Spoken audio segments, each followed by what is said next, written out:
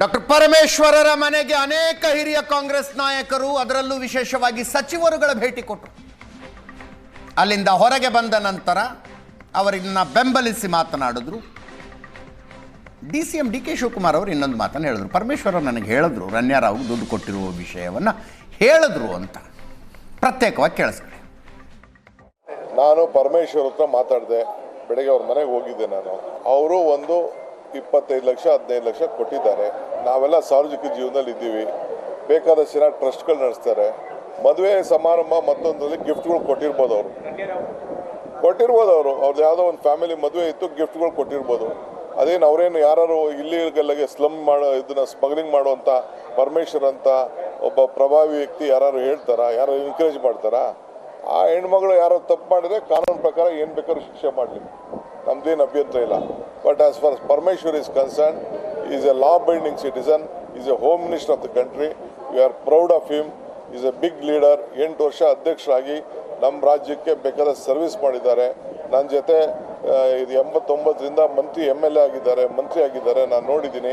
Is A very clean honest man. ಬಿಜೆಪಿಯಿಂದ ವಿಪಕ್ಷ ನಾಯಕ R ಅಶೋಕ್ ಮತ್ತು ಶಾಸಕ ಮಾಜಿ ಸಚಿವ ಅಶ್ವಥ್ ನಾರಾಯಣರು ಮಾತಾಡಿದ್ದಾರೆ. ಕೇಳಿಸ್ಕೊಳ್ಳಿ. ರಣ್ಯಾರಾವ್ ವಿದೇಶದಿಂದ ಗೋಲ್ಡ್ ಅನ್ನ ತಂದು, ಚಿನ್ನವನ್ನ ತಂದು ಇಲ್ಲಿ ಹಲವಾರು ಪ್ರಮುಖರಿಗೆ ಕೊಟ್ಟಿರುವಂತದ್ದು ಈಗಾಗಲೇ ತನಿಖೆಯಿಂದ ಹೊರಬಂದಿದೆ. ಈಗ ಆ ಒಂದು ಹಣ ಸಿದ್ಧಾರ್ಥ ಎಜುಕೇಶನ್ ಸಂಸ್ಥೆಯಲ್ಲಿ ಹೂಡಿಕೆ ಮಾಡಿದ್ದಾರೆ ಅಂತ ಅವ್ರು ಮೋಸ್ಟ್ಲಿ ಇನ್ಫಾರ್ಮೇಶನ್ ಇರ್ಬೋದು. ಅದರಿಂದ ತನಿಖೆಗೆ ಹೋಗ್ತಾ ಇದ್ದಾರೆ. ತನಿಖೆ ಮಾಡಲಿ. ಯಾರೇ ತಪ್ಪು ಮಾಡಿದ್ರು ತಪ್ಪೇ, ಅದು ಪ್ರಶ್ನೆನೇ ಇಲ್ಲ. ಬೆರಳು ಯಾವಾಗ್ಲೂ ಗೃಹ ಸಚಿವರ ಕಡೆ ತೋರಿಸ್ತಿತ್ತು. ಅವರ ಹಸ್ತಕ್ಷೇಪ ಇದೆ, ಗೃಹ ಇಲಾಖೆ ಅವ್ರ ತಂದೆಯವರು ಇದ್ದಾರೆ, ಗೃಹ ಸಚಿವರು ಭಾಗಿಗಳಾಗಿದ್ದಾರೆ ಅನ್ನೋ ಎಲ್ಲ ಒಂದ್ ಕಡೆ ಅವ್ರ ಕಡೆ ಆಪಾದನೆ ಎಲ್ಲಾ ಕಡೆಯಿಂದನೂ ಕೇಳಿ ಬರ್ತಿತ್ತು. ಈಗ ತನಿಖೆ ಆಗ್ತಿರುವಂತ ಸಂದರ್ಭದಲ್ಲಿ ಇನ್ನ ಹೆಚ್ಚು ಹೇಳೋದು ತಪ್ಪಾಗುತ್ತೆ. ಸಮಗ್ರವಾಗಿ ಬೆಳಕಿಗೆ ಬರಲಿ. ದೇಶದ್ರೋಹಿ ಕೆಲಸ, ಬಂಗಾರವನ್ನ ಸ್ಮಗ್ಲಿಂಗ್ ಅನ್ನ ಈ ರೀತಿ ವ್ಯವಸ್ಥಿತವಾಗಿ ಜಾಲವಾಗಿ ತಮ್ಮ ಸ್ಥಾನಮಾನದ ಮೂಲಕ ಮಾಡ್ತಿದ್ರು. ಇವೆಲ್ಲವೂ ಎಲ್ಲ ಒಂದ್ ಕಡೆ ಇನ್ನ ತೀವ್ರವಾಗಿ ತನಿಖೆಯನ್ನು ನಡೆದು ಇನ್ನೊಂದು ಸಂಬಂಧಪಟ್ಟ ವ್ಯಕ್ತಿಗಳ ಮೇಲೆ ತನಿಖೆ ಆಗ್ತಿರೋದು ಒಂದು ಒಳ್ಳೆ ಬೆಳವಣಿಗೆ. ಇದೇ ವಿಷಯದ ಬಗ್ಗೆ ಇವತ್ತು ಮಾತಾಡ್ತೀವಿ. ಹಲವು ಜನ ಗಣ್ಯರು ನಮ್ಮ ಜೊತೆಗಿರ್ತಾರೆ. ನನ್ನ ಕೊಲೀಗ್ ಪ್ರಶಾಂತ್ ನಾತು ಇದ್ದಾರೆ. ಪ್ರಶಾಂತ್, ಕಾರ್ಯಕ್ರಮಕ್ಕೆ ಸ್ವಾಗತ. ಮೋಹನ್ ವಿಶ್ವ ಅವರು ಬಿಜೆಪಿಯಿಂದ, ದೇವರಾಜು ಅವರು JDSನಿಂದ, ಶತಭಿಷ ಶಿವಣ್ಣ ಕಾಂಗ್ರೆಸ್ನಿಂದ ಇದ್ದಾರೆ. 3 ಜನರು ಕಾರ್ಯಕ್ರಮಕ್ಕೆ ಸ್ವಾಗತ. ಪ್ರಶಾಂತ್, ಅದೇ ಮೊದಲ ರಿಯಾಕ್ಷನ್ ತೆಗೆದುಕೊಳ್ತೀನಿ. ಪ್ರಶಾಂತ್, ಆಡಳಿತ ಪಕ್ಷ ತನಿಖಾ ಸಂಸ್ಥೆಗಳನ್ನು ದುರುಪಯೋಗಪಡಿಸಿಕೊಳ್ತಾ ಇದೆ, ವಿಪಕ್ಷಗಳ ಮೇಲೆ ದಾಳಿ ಮಾಡಿಸ್ತಾ ಇದೆ, ಆರೋಪ ಕೇಳಿ ಬರ್ತಾ ಇದೆ. ಬಟ್ ಪ್ರೈಮಾ ಫೇಸಾಗಿ ಕಾಣಿಸುತ್ತೆ. ಅಂದರೆ 40 ಲಕ್ಷ ರೂಪಾಯಿ ಟ್ರಾನ್ಸ್ಫರ್ ಆಗಿರುವಂಥದ್ದು. ಇದನ್ನು ಜಾತಿ ಅನ್ನುವ ಶೀಲ್ಡ್ ಬಳಸಿ ಎದುರಿಸ್ತೀವಿ ಅನ್ನುವಂಥದ್ದು ರೈಟ್ ಸ್ಟ್ರಾಟಜಿನ? ನೋಡಿ, ಪೊಲಿಟಿಕಲಿ ಆ ರೀತಿಯ ಹೇಳಿಕೆಗಳನ್ನು ರಾಜಕೀಯ ನಾಯಕರು ಕೊಡ್ತಾ ಇರ್ಬೋದು. ಈಗ ಸ್ವತಃ ಮುಖ್ಯಮಂತ್ರಿ ಸಿದ್ದರಾಮಯ್ಯನವರು ಹೇಳಿದರು, ದಲಿತ ಅನ್ನುವ ಕಾರಣಕ್ಕೋಸ್ಕರ ದಾಳಿ ನಡೀತಾ ಇದೆ ಅನ್ನೋ. ED ಇರಲಿ, CBI ಇರಲಿ, ನೀವು ಕರ್ನಾಟಕದ SITಯನ್ನು ಕೂಡ ತೆಗೆದುಕೊಳ್ಳಿ.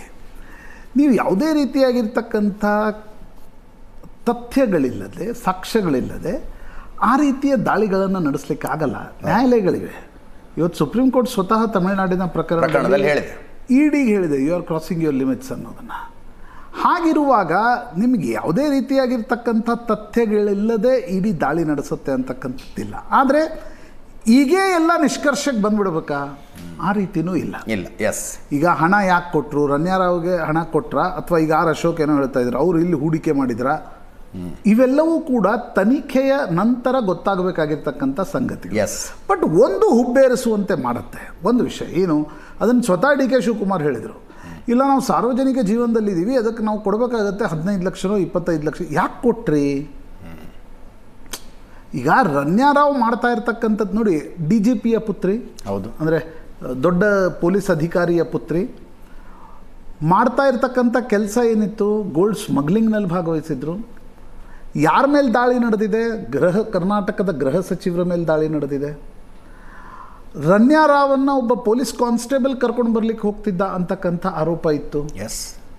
ಪ್ರೋಟೋಕಾಲ್ನ ದುರುಪಯೋಗ ಆಗ್ತಿತ್ತು ಅಂತಕ್ಕಂಥದ್ದಿತ್ತು. ಹೀಗಾಗಿ ಈ ಡಾಟ್ಸ್ಗಳನ್ನು ಈಗ ಕುಳಿತುಕೊಂಡು ನಾವು ಕನೆಕ್ಟ್ ಮಾಡಲ್ಲ. ಬಟ್ ಈ ಡಾಟ್ಸ್ಗಳು ಇವೆ ಅಂತಕ್ಕಂಥದ್ದು ಅನೇಕರ ಹುಬ್ಬುಗಳನ್ನು ಮೇಲೇರುವಂತೆ ಮಾಡುತ್ತೆ. ಹಾಗಾಗಿ ನನಗನ್ಸುತ್ತೆ ಅಜಿತ್, ಯಾವುದೇ ವ್ಯಕ್ತಿ ಇರಲಿ, ಅದು BJPಯ ಸರ್ಕಾರದಲ್ಲಿ ಇದ್ದಿರ್ಬೋದು, ಕಾಂಗ್ರೆಸ್ನ ಸರ್ಕಾರದಲ್ಲಿ ಇದ್ದಿರ್ಬೋದು, ನೀವು ಈ ರೀತಿಯಾಗಿರ್ತಕ್ಕಂಥ ಪ್ರಕರಣಗಳಲ್ಲಿ ರಾಜಕಾರಣ ಮಾಡಬೇಕಾಗಿರ್ತಕ್ಕಂಥ ಅವಶ್ಯಕತೆ ಇಲ್ಲ. ಇಲ್ಲಿ this is very plain and simple case. ಅವರ ಕ್ರೆಡಿಟ್ ಕಾರ್ಡನ್ನ ಬಿಲ್ಲನ್ನು ಇವ್ರ್ಯಾಕೆ ತುಂಬಿದ್ರು, ಅದ್ರ ಬಗ್ಗೆ ಸಮಜಾಯಿಷಿ ಕೊಟ್ಟರೆ ವಿಷಯನೇ ಮುಗಿತು. ಅದರಲ್ಲೇ ನಿಮಗೆ 40 ಲಕ್ಷದಲ್ಲಿ ಮನಿ ಲಾಂಡ್ರಿಂಗ್ ಆಗುತ್ತೆ ಅಂತಕ್ಕಂಥದ್ದಿಲ್ಲ.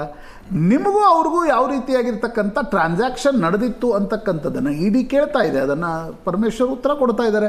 ನನಗನ್ಸುತ್ತೆ ಅನಗತ್ಯವಾಗಿ ಅದರಲ್ಲಿ ದಲಿತ ಹಾಗಿದ್ರೆ ನಾಳೆ ಬ್ರಾಹ್ಮಣರು ಹೇಳ್ತಾರೆ, ಲಿಂಗಾಯತರು ಹೇಳ್ತಾರೆ, ಒಕ್ಕಲಿಗರು ಹೇಳ್ತಾರೆ, ಹಿಂದುಳಿದವರು ಹೇಳ್ತಾರೆ, ಇಲ್ಲಪ್ಪ ನಮ್ಮ ಮೇಲೆ ದಾಳಿ ನಡೆಸ್ತೀರಿ. ಇದಕ್ಕೆ ಅರ್ಥ ಇಲ್ಲ.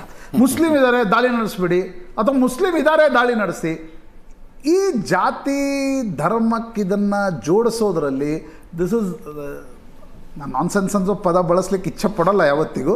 ಬಟ್ ನನಗನ್ಸುತ್ತೆ ಈ ರೀತಿಯಾಗಿರ್ತಕ್ಕಂಥ ನೀವು ಜಾತಿಯ ದೃಷ್ಟಿಕೋನದಿಂದ ಎಲ್ಲವನ್ನು ನೋಡೋದು ನಮ್ಮ ರಾಜಕಾರಣದಲ್ಲಿ 77 ವರ್ಷಗಳಿಂದ ನಡ್ಕೊಂಡು ಬಂದಿದೆ. But that will not yield you any fruits ಅಂತ ಅನ್ಸುತ್ತೆ.